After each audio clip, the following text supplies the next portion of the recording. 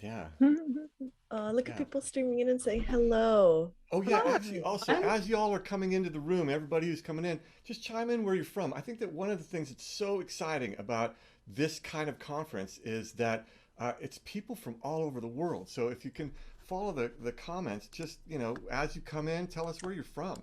And Ooh, like California, it's just from Brazil, all over the place. I think it's Brazil, so what? exciting. Peru, Vietnam.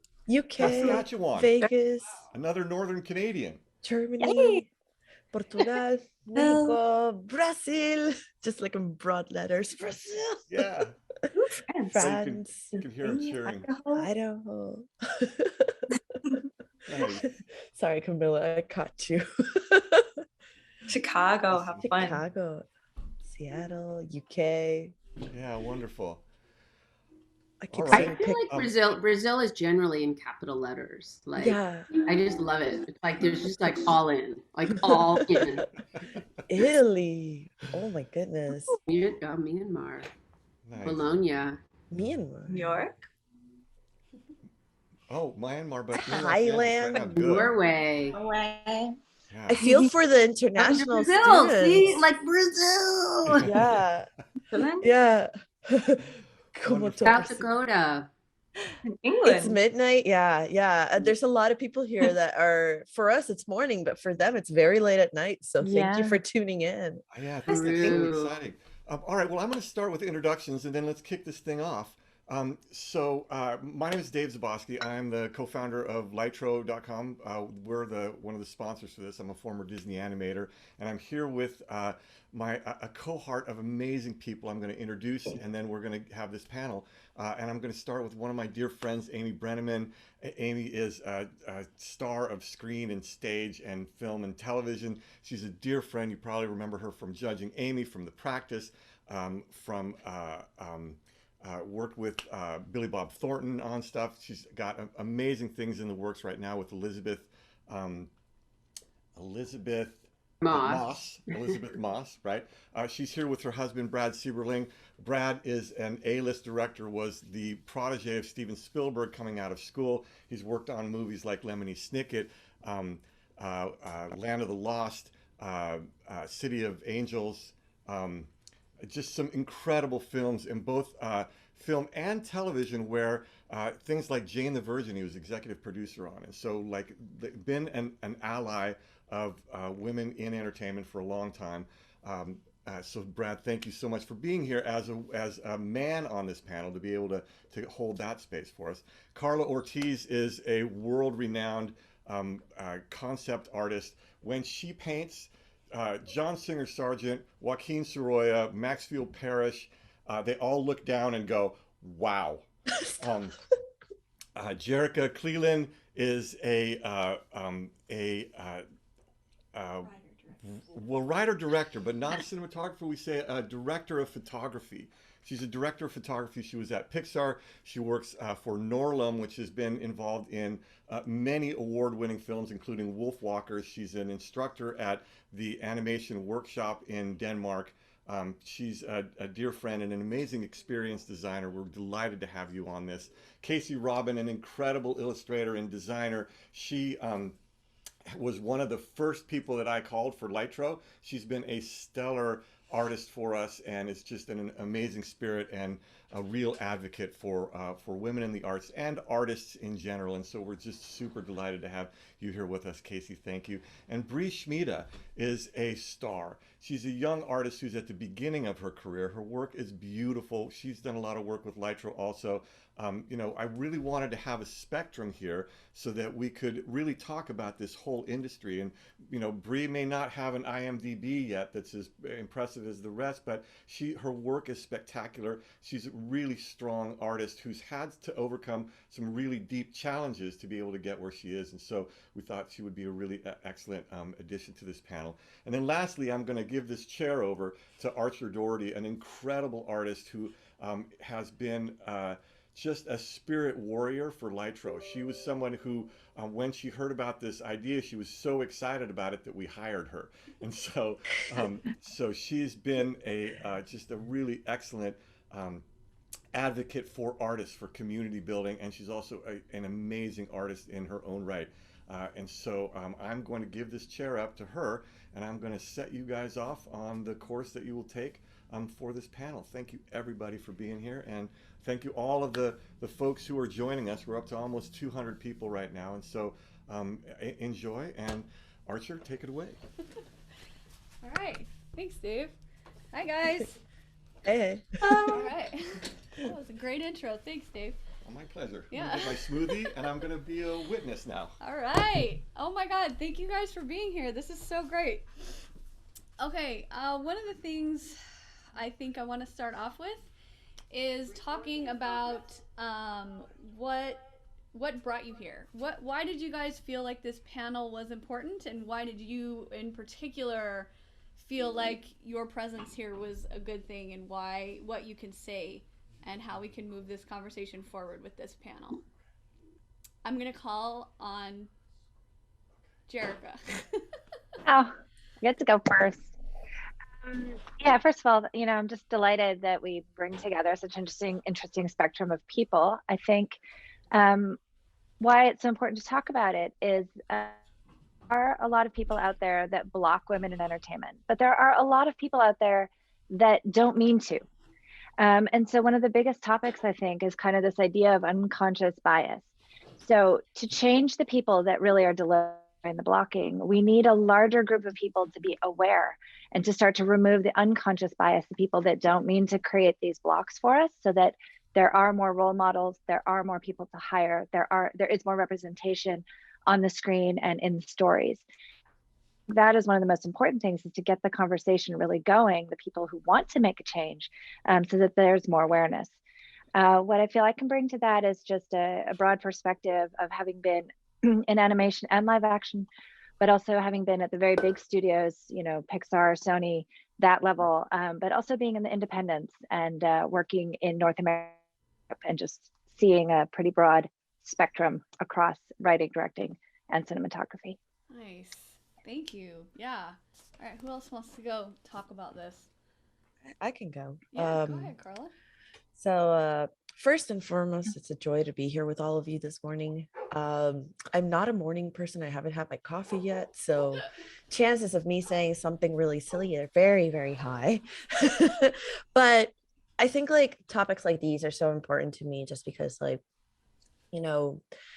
there are so many different levels to the artist experience. On a more baseline general level, everybody understands the difficulties and the joys of being an artist. It is an up and down. And then you add an extra level of complexity to that, and that is your, marginalized, if you're come from a marginalized community, whether it be sex, gender, sexual orientation, race, that in itself adds its own extra level of complexity that can be very specific to depending on the group. I'm Puerto Rican, so I'm Latina or Latine. And I'm also, woman. And I've been working in live action for quite a while. And it's always really interesting to be one of the only women in a group. For example, I was one of the only women in the ILM department since Tara Whitlash. And that was a long time ago. And if I'm not mistaken, Puerto Rican is. So what's up? Sorry. Immediately see Puerto Ricans in the chat. I'm like, yeah. We're like Brazilians in that aspect. we go all in. But I do, for example, know that I was the first concept artist in the MCU, visual development team that was a female.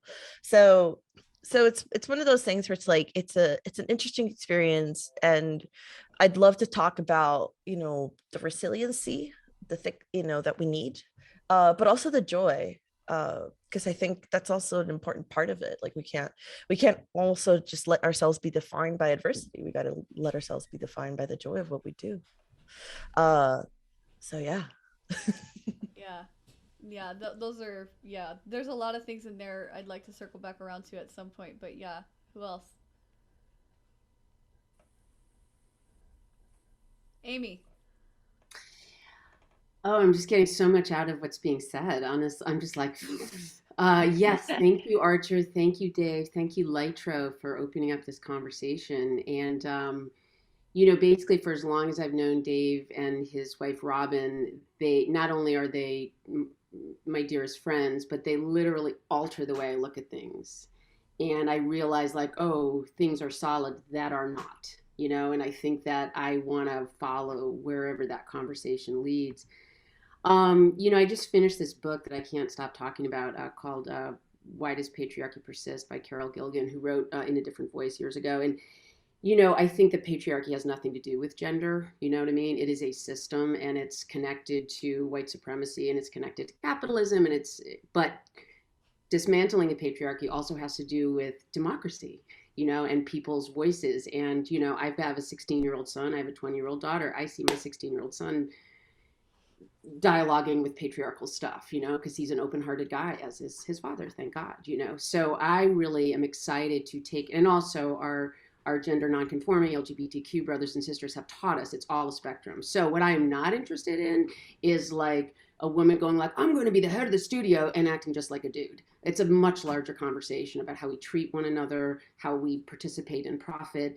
And I'm a deeply collaborative storyteller. And I'm married to a feminist. My father was a feminist, and I'll just wrap it up and maybe kick it to Brad. And my mother was in the first class of women at Harvard Law School. She was the second female judge to be put on the bench in the state of Connecticut. But what happened was she got the offer to be a judge, and I was only 3. And she said to my father, I don't think I should do this because Amy's not in school yet. I'm the youngest of 3. And it was my father that said, no, I think you should go for it. I think this is a great opportunity. So I think that whoever is the gatekeeper traditionally, whether it's a white person, whether it's a man, whether it's whatever, also need to allow this new expanse of voices. And if we've learned anything over the last 18 months, at least speaking for myself, it is what is being a true ally, and not just siloing an issue over there. So I'm super excited that Brad is here, that Dave invited us, and to allow this to be a societal conversation and not just about women going up the ladder. Right. Yeah. Excellent. Yeah, that's go baby go. Great. All right. Awesome. Amy, go ahead. Go ahead. What you said really resonates with me, especially the broad spectrum of different kinds of people that we want to be able to lead and tell their stories and take whatever role they need to make the art happen. I tend to be very much on the feminine side of the spectrum, and it's truthfully who I am, but I'm also a feminist and a business owner, and I'm very into self-actualization.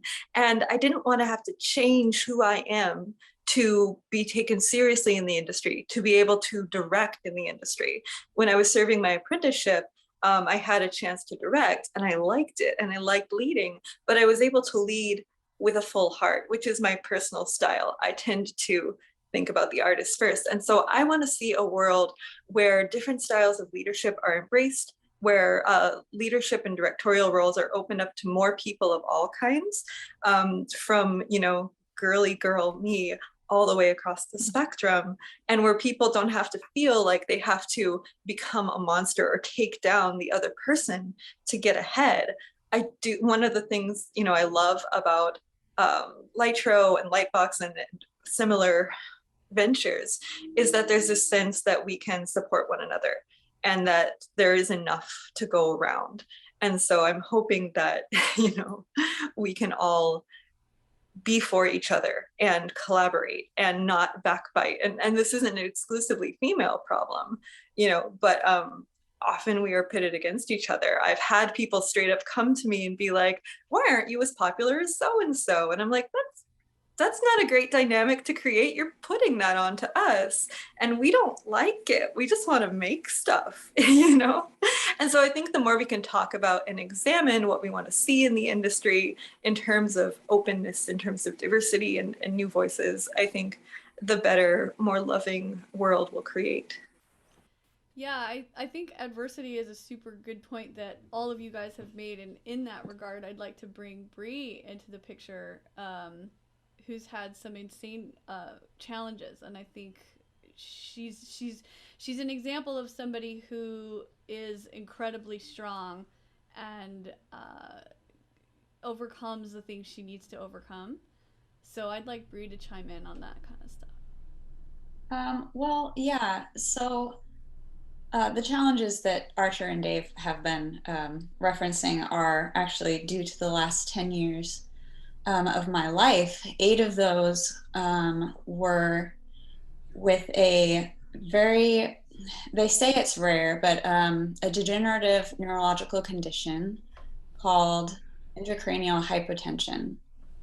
And it's agonizingly painful, and it's very, very common in women and young girls, but it's so very misdiagnosed that it's missed, and people will go decades sometimes with just unbelievable pain. But you know, it's also the thing that has made me who I am, and it has made me an artist, because I don't think I would have been an artist if I hadn't actually fallen off a horse one day when I was 14. And so I think that just being able to be here and speak for the people who are currently looking for help is really important to me, and hopefully I can get that message across to other people. Yeah. Thanks, Brie. Yeah. Thank you. All right, Brad. I'm going to jump right in. I love what you just said about looking for help. The whole idea of being open to seek creative partnership help is incredible. And so I came today to not only join you, but hopefully to learn. But I think what I can share from my experience, the last 10 years, I find that it's not a coincidence that those who've reached out to create partnership creatively have been women.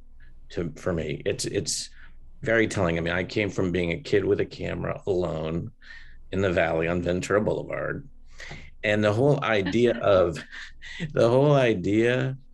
of partnership is generally something that's not instilled in young men. It is something you have to learn to fight for, to be open to, because it's just not, certainly in the entertainment business.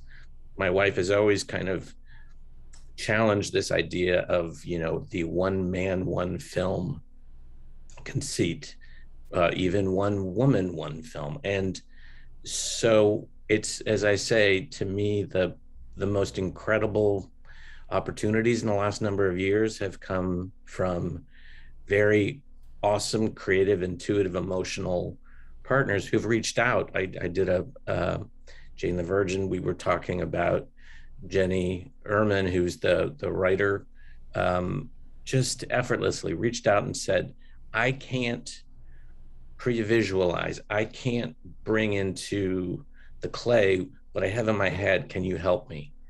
And she shared her words with me. And I said, it smells like this, I think, and it looks like this, I think. And what do you think? And together we went off and ran. And that was beautiful. It was, again, something most men would not have done. And so for me, selfishly, I want to learn how to improve in my partnerships with women and with men, bringing, again, that emotional, intuitive side. And it sounds like, obviously, the launch of what we're here talking about today is going to be right in line with that, with creating new partnerships. Yeah, I love what you said, Brad. I think that ties into a lot of the reason why we're all here, right? Is increasing visibility and the idea of partnership, which, you know, imbues everything that Lightro is, but also this entire community. I mean, Lightbox, you know, we're entering into a new phase, right? I feel like in terms of gender, in terms of most spectrums, are entering into a new phase, and the idea of understanding what lenses, you know, might need to be cleaned or altered is a really important one. And like you said, for men, the idea that partnership might be something new or something that needs to be learned or taught, I think, is really important. And I want to ask you guys, and something that Karla said too is joy and resiliency, which I thought was a really good point. How do we move forward in this phase with joy and resiliency, but also an understanding of the other person's shoes, basically. Because I agree with Amy that a lot of feminist action is much about making it to the top, but then you have to act, and like Casey said, a different way that might be counter to what you might be feeling. So what do you guys think might the next step be? Go ahead, yeah, Jericca. To point out, like along with your question, but also a common thread I'm hearing is this awareness around a shift from competition to collaboration.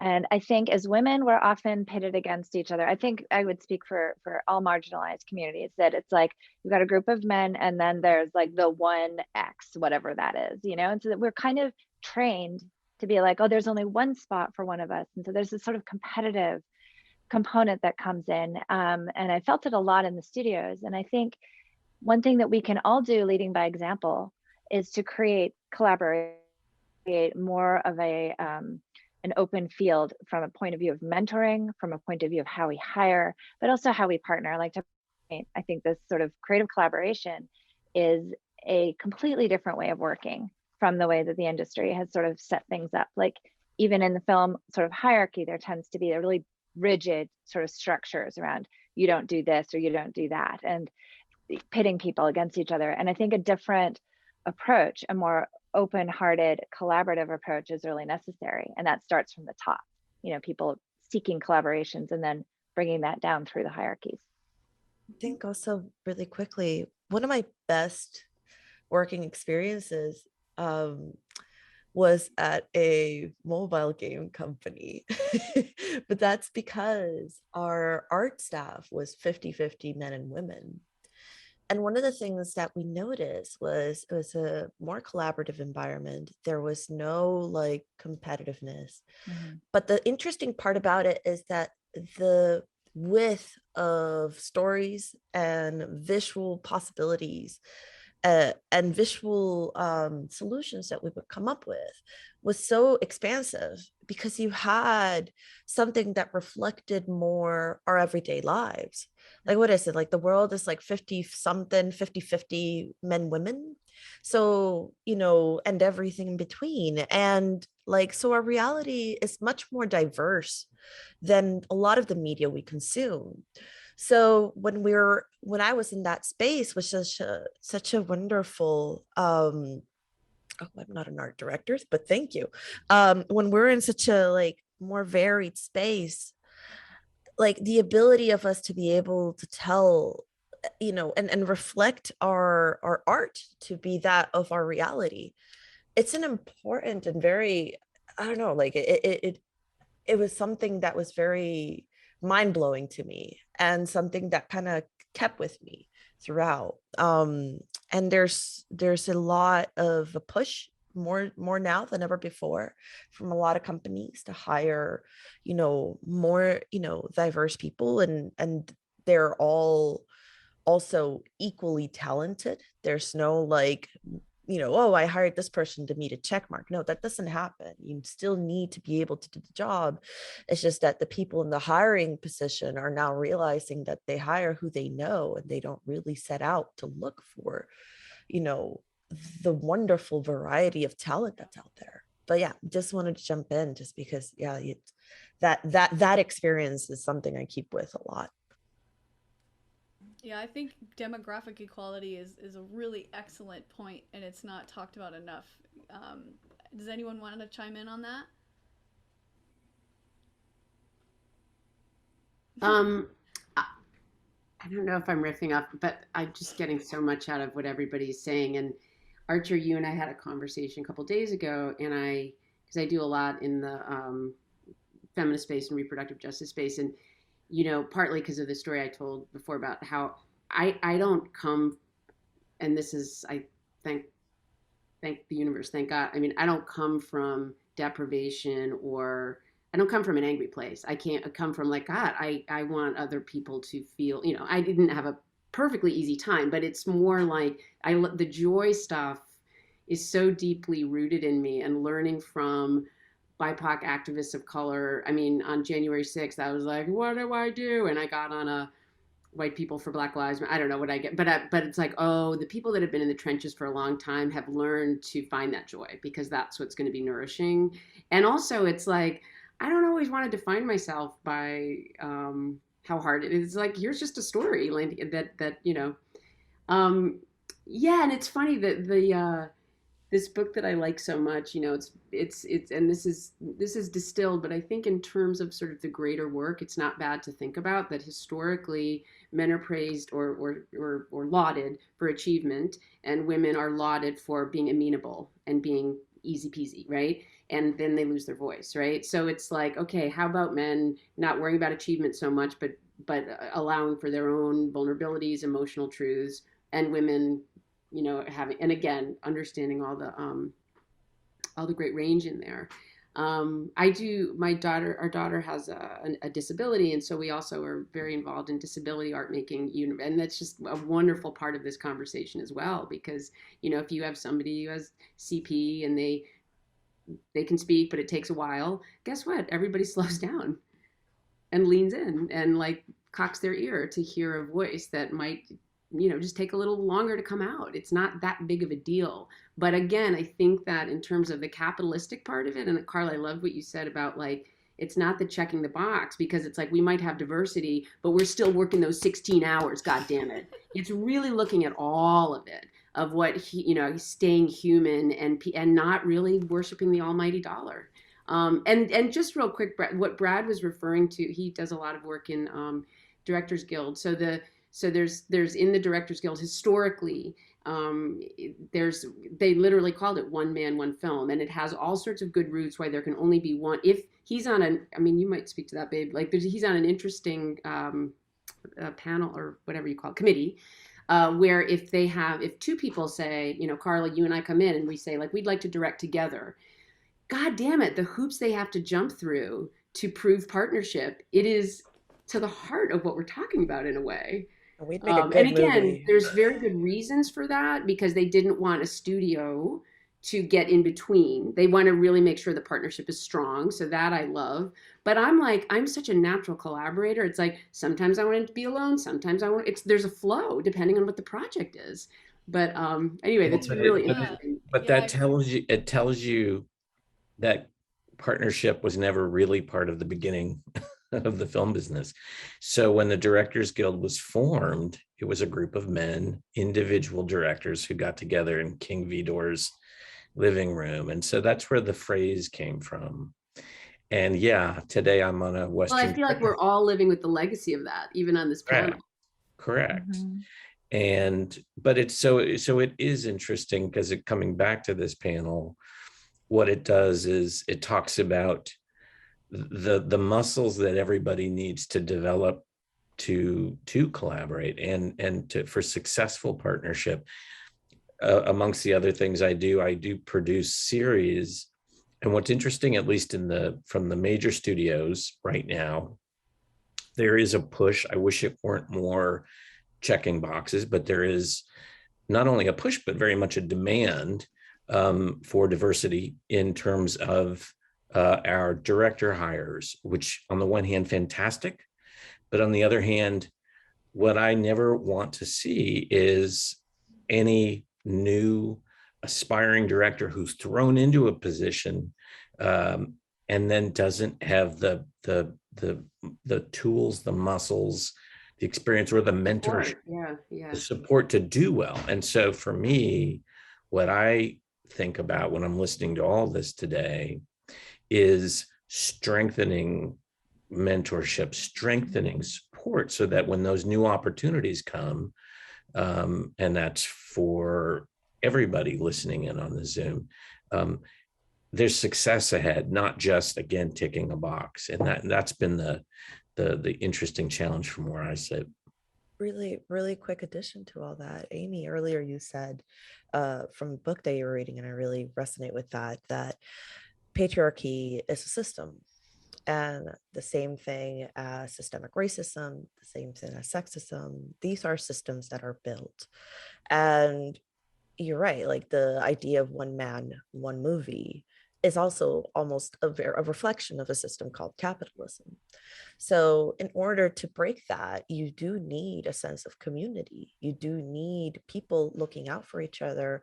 And Amy and Brad and Casey and Jericca and Brie in the future, when you're out there, you know, being the big mentor, to be able to mentor people and to be able to reach out to students or new additions to our industry and be like, hey, you know, these are the things that you're going to face.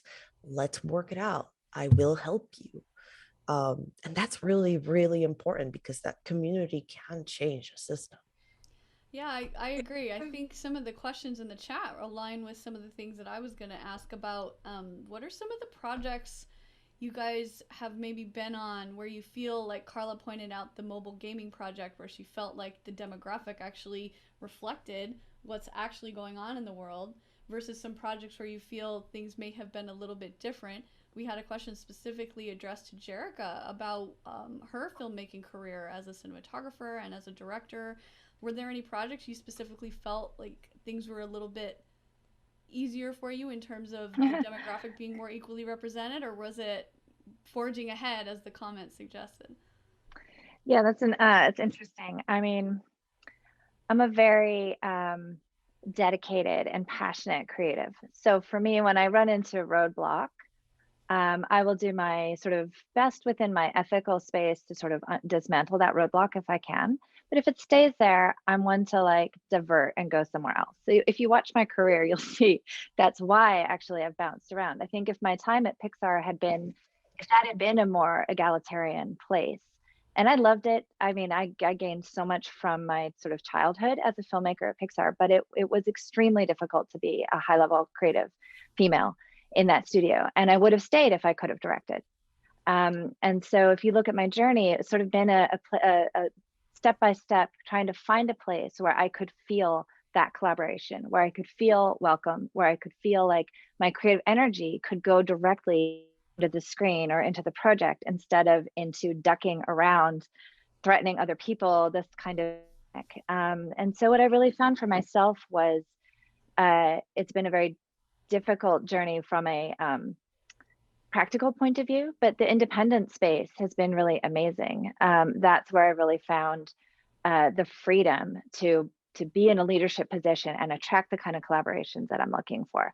And so for me, once I got into co-owning a studio, which is Nurlum in Denmark, but also my own work here in Canada and across the States, it's a lot of being able to attract now the right people to me. So it's been sort of flipping the equation from chasing something to sort of leaning back and pulling it toward me, which I could only do once I had a substantial enough experience. But I would say, like, for me, the independent space has been really open, but it's less lucrative. You know, my salary is lower, of course, and you take projects more on a basis of like, what do I connect to at a heart level, and where are the people that I connect to creatively? And that's been my choice. Like, I've just chosen to go for that, for the meaning operations over the, you know, societal mark of like what studio I'm directing at. So for me, it's been a question of like forging ahead based on like where my heart is.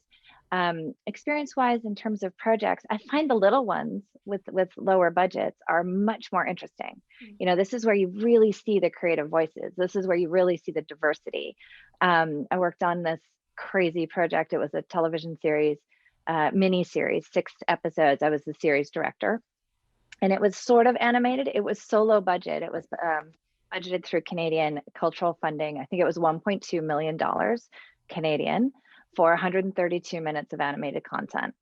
So if any math, that's extremely low budget. And so what we did was develop a style that would work with that budget. And it allowed us to work with, it was Aboriginal content. It was a super interesting story, very unusual kind of stuff. And it was a great sparky little team of 20 people that made that thing. And I think that project was a really good example of how much collaboration can put on the screen. And I just wish I could scale that. You know, I wish I had $120 million and could work the same way, because the leadership works and the creative collaboration totally works. And diversity is an amazing gift to everyone. And to put that on the screen and see female leads, see Aboriginal content, see mythology brought to life like that was fantastic to be a part of that. And I love to be a magnet for projects like that. So we need, I think, more help in financing. I mean, I see this is where my projects often get blocked because I'm at the table now, you know, but it's the distribution section. Oh, nobody likes 2D animation. Oh, nobody wants a film about a female 12-year-old girl, whatever. You know, it's like this distribution block is also a big part of the equation. And I have not found a way through that one yet. Right. So. Jericca, that was amazing. Thank you. That got me thinking about Casey, because I know, Casey, you were an intern at Disney at one point, and I'd really like to know about, you know, what were your experiences there in the dynamics of that studio, and what led you to freelancing. And yeah, I'm so glad you brought that up, because the whole time Jericca was speaking, I was like, yes, this is so my experience. I feel so seen and validated, and I'm not crazy. You know, I, like so many, grew up loving Disney and just in a very pure-hearted way wanted to make that joyful thing, that innocent thing that had meant so much to me in defining myself and growing up and building resilience for a scary world. And then when I actually got there, and it was quite a harrowing journey to get there, I served my apprenticeship there. I was a story apprentice, and then we had 6 weeks to make a short, and they picked my concept and then asked me to direct, and I chose a co-director. And that was a very fruitful relationship because he was strong in the areas where I was weak. We were able to split up the workload. It was a great model. However, when I looked around the studio, I looked at the day-to-day interactions and the day-to-day life of the studio people. I talked to people who'd been there a while. I found that, as Jericca said, a lot of energy went to observing studio politics and not stepping on toes. And very often, the thing that frustrated me the most in the story room was it was often the loudest voice that would get their idea chosen, not the best idea, not always what was best for the story. And I had this very naive belief when I went in that if we all just did our best and worked to our strengths and stretched ourselves and focused on the project and making the project good, then we would all win because we'd all be attached to that project. But we had people within the group who were working after hours for themselves in ways that were not allowed. Like, they weren't supposed to be working on features, but they secretly were, even though that had been explicitly told, don't do that. So I was just like, okay, I'm just gonna keep the high road. I'm gonna, you know, go by the rules and like focus on the project, and then when the project wins, we all win. That was not my experience, and it was such a blow. It was such a disappointment because I'm like, but why not? Why can't we all just focus on making the best possible thing, playing with our strengths and challenging ourselves? Why must we defer to such hierarchy? Why is there such a long wait list for directing, and why is it that, you know, so few female directors emerge in the field of animation? I found that very discouraging. And so because of all of that and other reasons, I eventually stepped back to reassess what it was that I wanted out of my life and my career. And I realized that I did not want to change who I was, that I'm a sweet and pure-hearted girl at heart, and that's kind of my nature.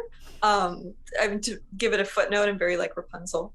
And so I started following stories. I started looking for interesting stories and ways that I could make my own little things without the big budget. And it's still a journey. But right now I'm at a very small, kind of small studio, Noggin, which is Nick Jr.'s interactive learning division.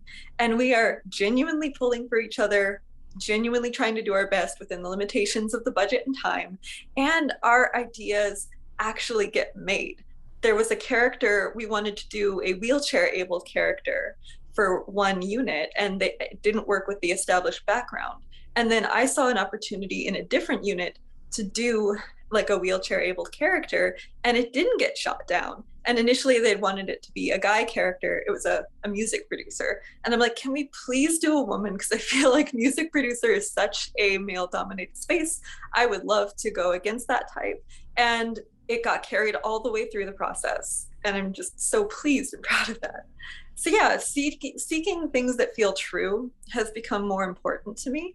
I think we all start out with a desire, a pure-hearted desire, just to make a beautiful thing, and somewhere along the line it gets muddied with like ranking system and pecking order, and that to me is the biggest hurdle towards doing the good work. It's not that the work is hard, it's all of that comparing and who has the most followers, all of that I find paralyzing. But when I focus on the work, that's when the really good stuff happens. And when I collaborate with people who are also trying to make great stuff, that's when the great stuff happens. Casey, I really like what you said earlier too about when the director complimented you in a way that you guys were able to work together and come up with a holistic project. And Brie and I have talked about, because she and I are very similar paths in our careers, and we've talked about the differences between, you know, the drive to get into studios versus the toxicity we've heard about studios. And Brie, I wanted to ask you about, maybe we can talk a little bit about that and a little bit about what led you into Litro, and what do you think of the community? What do you think of the dynamics? How do you feel health-wise in regards to how this community has helped? What sort of led you into this space? Yeah, you know, I think that it's always been for me hearing horror stories about, you know, don't work at this place because you'll be just hired for a plaything, or don't get hired at this place because they just don't hire women, so don't even bother trying. And it's discouraging to hear, because when you're starting out, you're like, okay, I have so many ideas, I have so many things I want to do. I just want to draw all the things. And, you know, people don't necessarily give you a chance to do that. And with Litro, I feel like it's a place where they'll work with any health issues that you have, which have thankfully mostly resolved. In my case, I was able to find a doctor who could cure me, one of the very few. And so it's nice to have people who understand, who will listen to me, who will be caring and thoughtful about, you know, if I'm hurting really bad one day, I know that they'll say, you know, it's okay.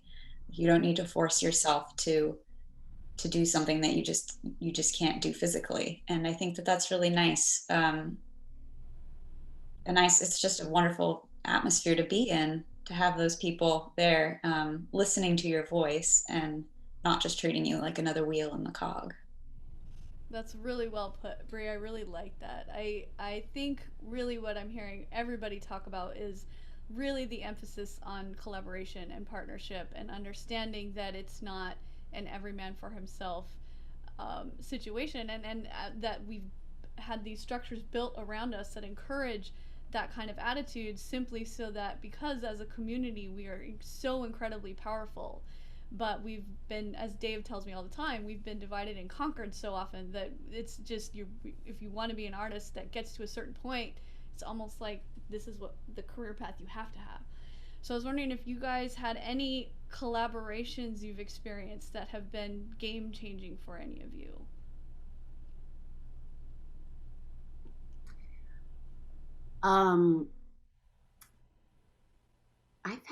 I've had a lot. I mean, I started out in theater, and I was a founding member of something called Cornerstone Theater, which is still going. And we were a consensus model. So I used to joke, like, there were 11 of us and we couldn't take a shit unless everybody said, I mean, it was beyond democracy. It was not majority, it was literally consensus. But that's where I come from, and that's why it's been really interesting for, you know, when I met Brad, and he's a graduate of UCLA and sort of comes from a top down. We kind of patterned ourselves on the Worcester group and stuff, but that's sort of the water that I was raised in. You know, it's funny. I had a wonderful collaboration with Barbara Hall, who cracked Judging Amy. You know, here I had a very specific story and a more of a vibe, but I'm not a showrunner. I need great writing. And that collaboration, and we were not particularly close friends. And that, at first I was like, we have to be besties. And I was like, nope, not friends, but we did this thing together really well. And that allowed me to work with writers and communicate to writers in such a better way, so that when I went on to private practice, which was Shonda Rhimes wrote, you know, I'd get a script, and of course, in the privacy of my own home, I might be like, "This is terrible," you know. But what I would say to Shonda is like, I'd say I don't quite get the scene, honestly. Can you tell me?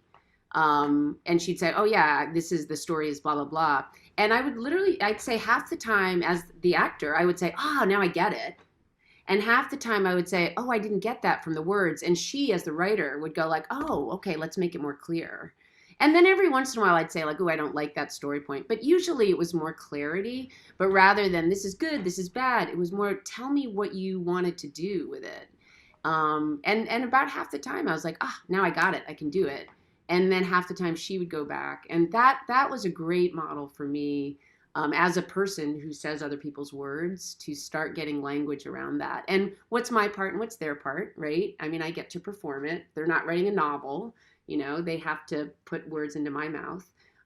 So that's more in my neck of the woods of collaboration. But that was really, I've let, when actors are frustrated, and I with writers, I've given that model, and it's worked out really well, where you begin with like, what did you want to do with it, you know, and then go from there.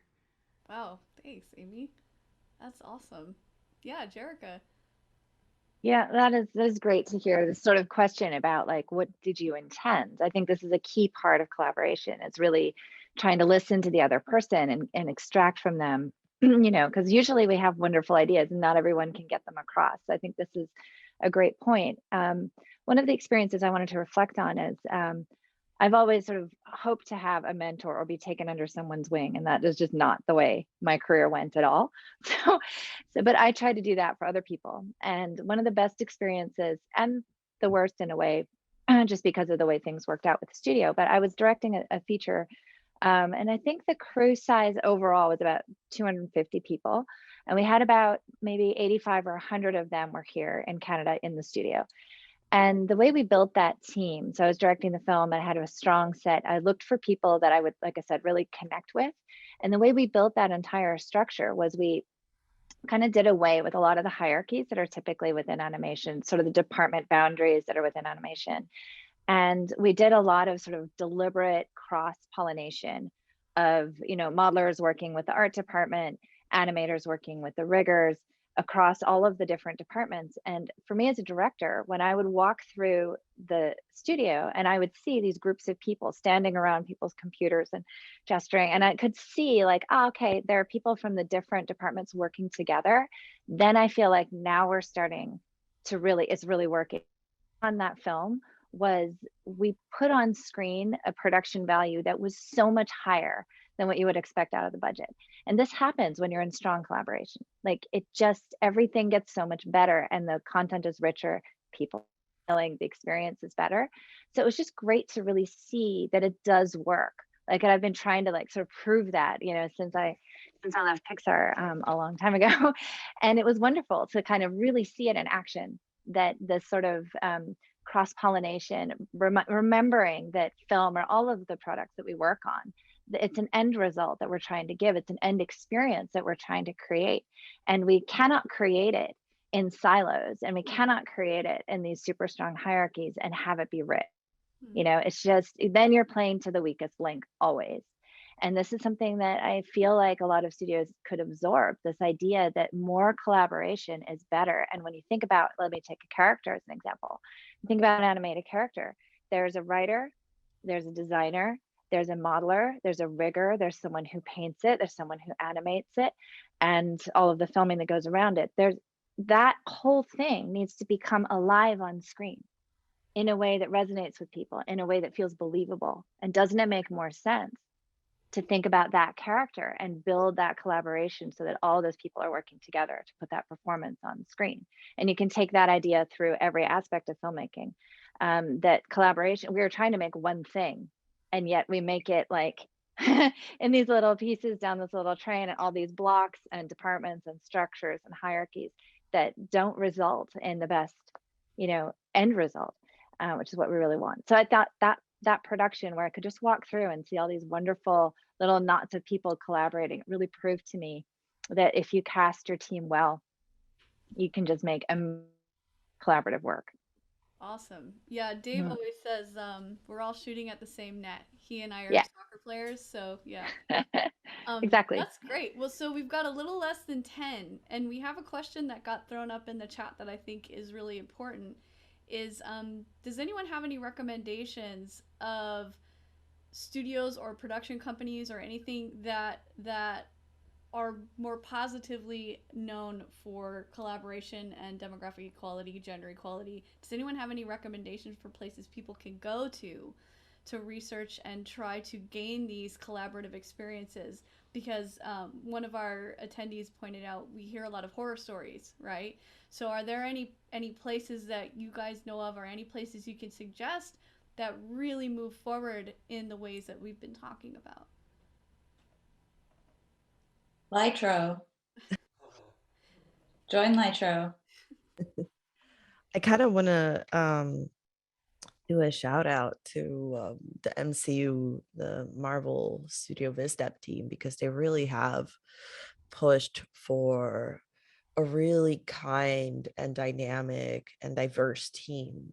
And they take your considerations really well. I think like the way that I kind of see it is that like there are, you know, we are bombarded by the big horror stories like Blizzard and like, you know, Riot, and so we stay with those, and you know, those are reality. There are places that are like that, but then there's also a million other places that are kind of in flux, right? Like they could go either one direction, and I think that's one of the things that, you know, it's tricky to say because you know, there are like, I've personally been very lucky to have been part of great places. Like I would say, go work at Kabam, but Kabam's no longer there.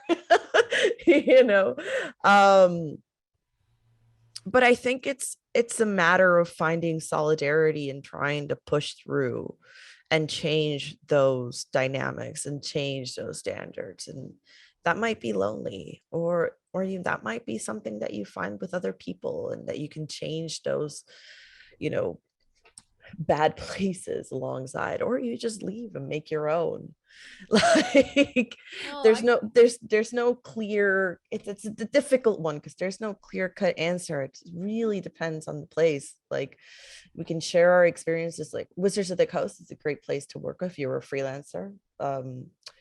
And a lot of my and I won't hog the stage for too long, but like it's interesting because a lot of my experience as a concept artist is actually pretty solitary, even though it's a very collaborative position in which you are offering visual solutions. Me as the artist, I stay in my cave all day, and that's where I'm happiest. You know, I'll come out and I'm like, what do you want to paint? What do you need? What do you want? Oh, is this what your D&D character looks like? 'Cause that's what it feels like working as a concept artist on a film. And then you're just like, okay, I did it, cool, have fun with it, bye. I'm gonna go paint now. So I tend to be a little bit more introverted in that aspect, but to me a good sense of collaboration is, how does the art director treat you? Does the art director value you? Are you valued? Are you considered not, you know, something more than just a wrist to hand, you know, imagery to? And that's what I think like we should be striving for, just a place that really truly values people's expertise and allows for that expertise to shine without ego. Yeah, Marvel, it's great, but it's hard to get in. I don't know. I'm sorry. No, I tried. No, I think your point is really spoken towards the overarching idea of this whole panel, right? Is that our idea, we're changing these places. We're all in a shift. We're all in a phase shift. And rather than looking for places that might already be, you know, a place that's sensitive, maybe we go out with the idea of changing these ideas and pushing more towards collaboration and pushing these studios more into these sorts of shifts. So really quickly, those same places that are great were done so intentionally, and were done with intention. So that took the work of someone before you. So you might find yourself in the position of, you're the one that needs to enact that. It's not easy, it's not comfortable, but that's why we're here. No, Yeah, I mean, if I can jump in on that, I think that's exactly right, that we can lead by example. And I'm going to throw two examples out. Cartoon Saloon has been a really good experience for me. They're just really open-hearted, great people, really strongly connected. But also, I want to just point out both Calamity and Long Way North. The director, Remy Chaillet, made a very deliberate choice to create a crew that was 50-50, men and women. He was adamant about it, and he just made that as a decision, and then followed that. The producers followed that. Our studio hired 50-50. Their studio hired 50-50. We co-produced the film between Denmark and France, and that was just a decision that Remy made. And it's just like, this is how I work. And I think those of us, especially that are mid-career and on, I'm looking at Amy, I'm looking at Brad also, like, you guys are in wonderful positions and do it already, I'm sure, but to lead by example and to simply make these statements, this is how it's going to be, because the people are out there and need the opportunities. And at the same time, again, I think it's also important that people who are looking for their career, their way forward, to look to each other. You know, that a lot of my best projects come from going back to relationships that I've had for a long time. And there's sort of this like, oh, we connect something together, rather than looking for someone to sort of endow me with an opportunity. You know, I think it's a little bit of both. I think we need to change, but until that happens, we need to help each other, you know, at every level, to connect and open doors and mentorship and opportunity like that.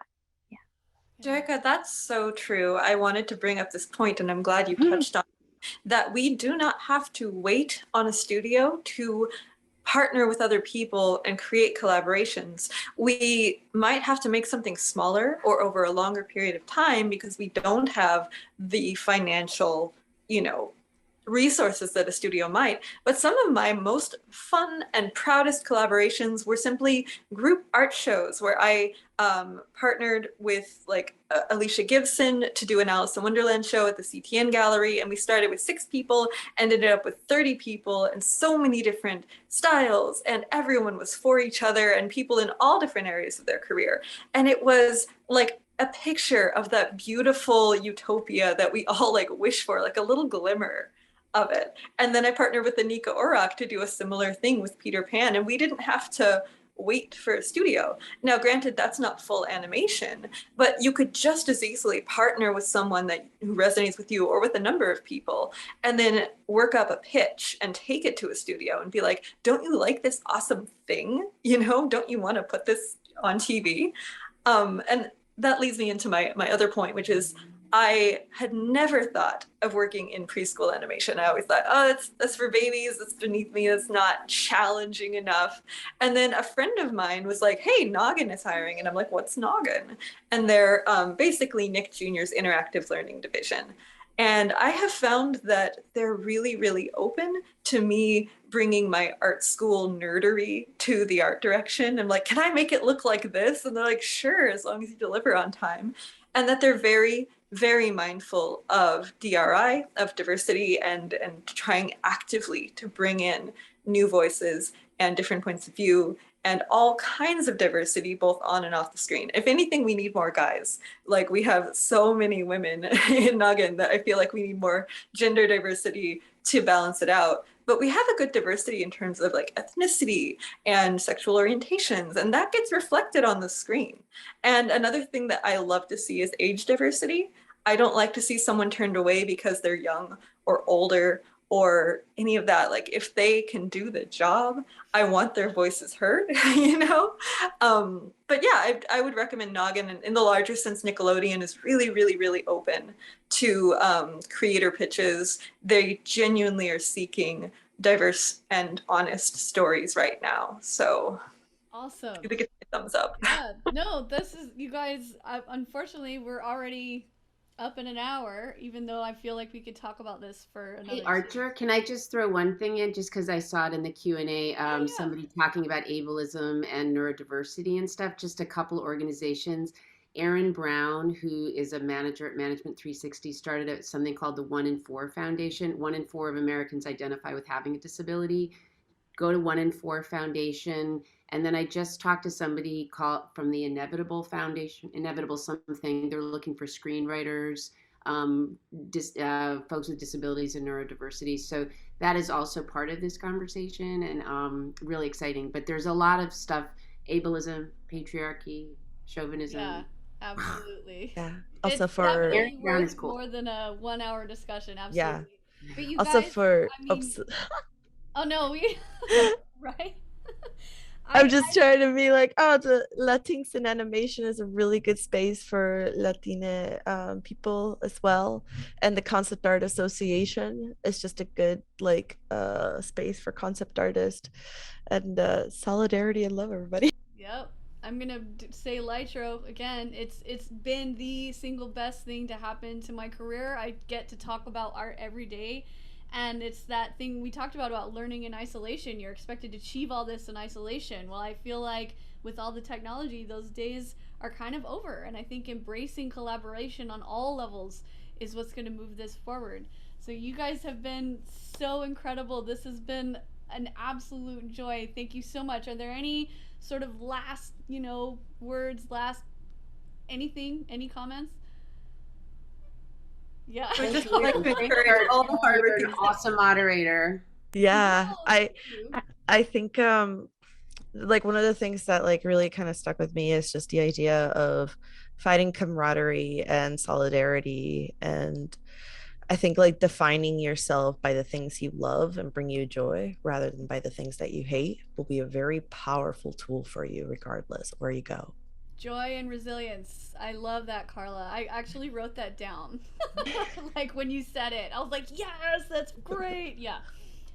All right. And I would Thank like to say to the hardworking students out there, please be kind to yourselves Yes. as you be kind to one another, and it doesn't put you behind. If anything, it helps you stay in the race long term. All right. Thank you guys so much. All right. Thank you you, so everybody. much. All You're over all the world. wonderful. We had everyone from all over the world watching this, and I think we've made some positive things happen. So thank you guys so much, and enjoy the rest of your day. All right. Thanks. Take care, everybody. Thank you so much. Bye-bye. Bye. Bye. All right. How do I end this? Oh, well, thank you, Archer. Bye. It's just you and me now. That was great. You look gorgeous as always. As always. Thank you. Have a Thank good you. one. Yeah. Oh, and please tell, is Dave there still? I am, yes. Dave, I'm sorry I wasn't able to make it to drawing class this week. It was you nuts, were- but thank you so much for the invite. Oh, that's no worries. We'll have more of those. Yeah. And you were wonderful today. Thank you Good. so much for being a part of this. Really an amazing contribution. So, So happy to be. Thank you for having me. I'll let you go. all right. Thank you, everybody, for joining us, and have a beautiful day.